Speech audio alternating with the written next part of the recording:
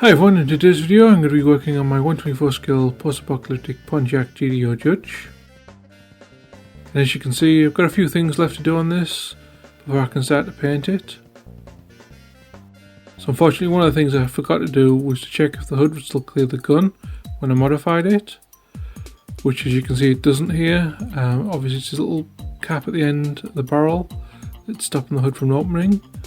So since it's only this little end piece, I can just kind of switch this out, which I do with this little circle piece that I got from my scraps box. I then use my pin drill to drill a hole into the back of it, so I can fit this into the back of the barrel assembly, which I then glue in place. So once everything's reassembled, I make sure the hood isn't catching on anything else, which obviously it isn't.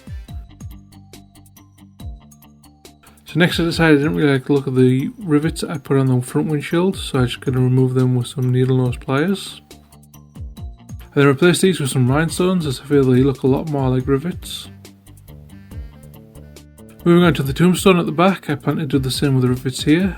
But first I want to remove these little pieces that I put around the edge of the tombstone, just because I no longer like the way they look.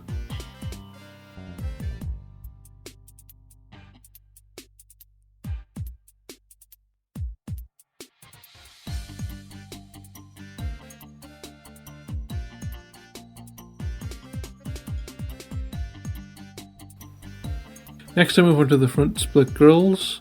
Now off camera I soaked both pieces in some bleach to remove the chrome, just because I'm going to have to paint these later and it's easy without the chrome on there. I then dug these lights out of my bits box, and these are Zen Industries 10mm round bulkhead lights, which I glue over the light cover on the grill. So the original plan was to cut the light covers out and build a little housing behind them, but the little grill pieces are a little difficult to get in through the bull bars, and so if I'd kind of bulked them up a bit more, it would have been a lot more difficult to get them out. So the reason I want to keep these separate is because it'd be a lot easier to paint the grill pieces than it would be if I glued them in place and then tried to paint them through the little gaps in the bull bars.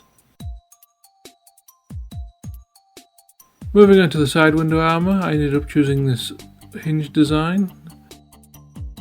So the original plan for the side window armour was to have them like power windows so they could scroll up and down, but I couldn't quite figure the mechanism out, which is what caused me to shelve this build for a long time and then get back into it. And at some point I've glued the door cards back in, so there's not really room to try and figure that out now.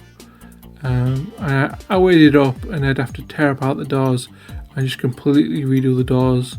I'm kind of tired of working on this thing and kind of want to move on to the next thing, so I just decided to go with a much simpler design of the hinged window armour instead. So to do this, first I skimmed the top of the doors to provide a flat surface to work on.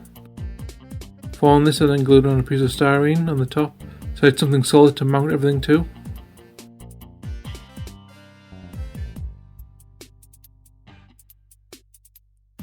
I then glue on some styrene tube, which is part of the hinge mechanism.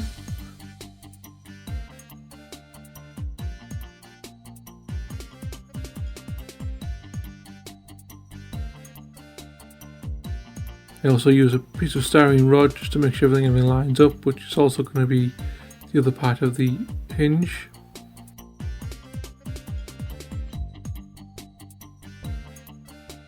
Next I mark out and cut a notch in the window armour for the hinge.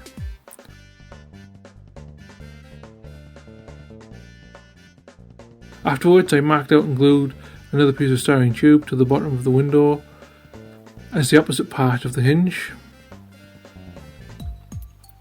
I then check to make sure everything lines up. Following this I mark out and cut a window in the armour.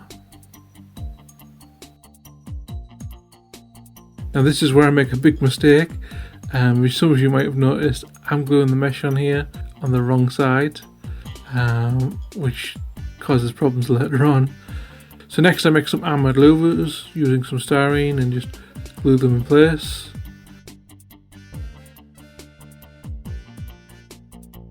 After this I attempt to attach it to the car, where I realise my mistake.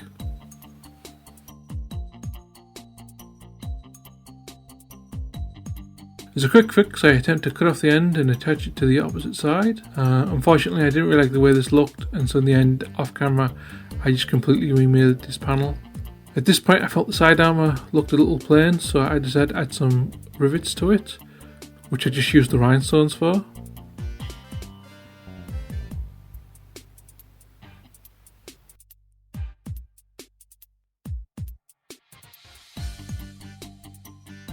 Next I make some mines for the mine layer.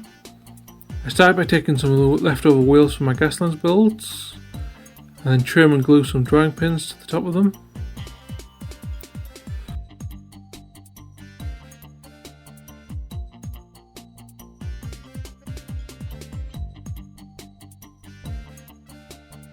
Following this, I cut and glue some styrene rod to the mines. This is to mimic the look of sea mines, which magnetise to attach themselves to ships before they detonate, which law-wise I felt would work a lot better, because obviously a pursuing vehicle is not going to deliberately run over a landmine, it's going to try and avoid it.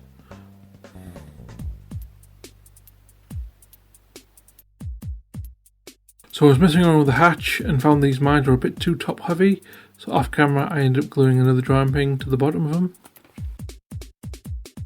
And as you can see, this works much better because now they don't bounce all over the place, they kind of stay upright and slide a bit too, as an added bonus. Now moving on to the interior. So when I originally built this car, the car was going to have a turret on the roof, which I've since changed to some rockets, as well as putting a minigun on the front. And originally all the weapon systems were going to be operated by the passenger, but I want to change that so that the driver's got some of the weapons under his control, hence the need to add some buttons now. So for the minigun, we're going to have this little button on the steering wheel, which is just another rhinestone.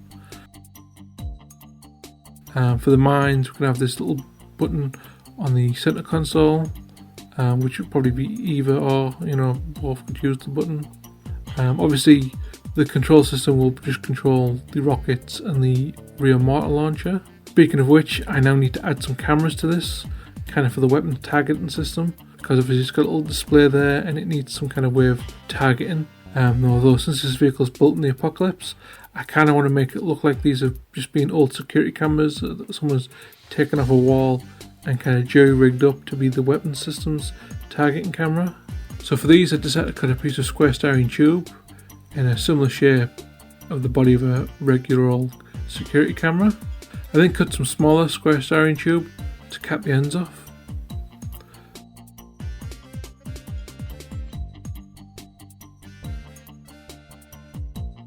Once these were glued in place, I then cut a piece of styrene circular rod and added it. This is to make the lens of the camera, completing the look.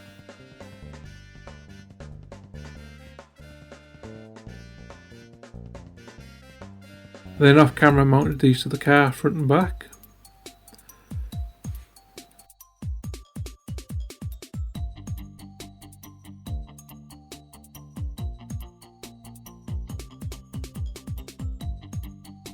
And that just about does it for this build. There's a few little issues here and there that I'll need to address, such as the doors not staying closed unless I've got them blue tacked in place. The security cameras also feel a little too under detailed, so I might add a bit more to them. And there's probably a few little things that I need to tweak here and there, but for the most part I kind of consider this build finished now. Obviously the next video I'll be painting this and weathering it up. Though I have quite a few projects I need to finish before then, so this next video for this build might be a while yet, as well as I want to kind of go all out with a little animation once this thing's painted up. I've got a cool idea for the animation for this, so again that might take some time because animation takes time.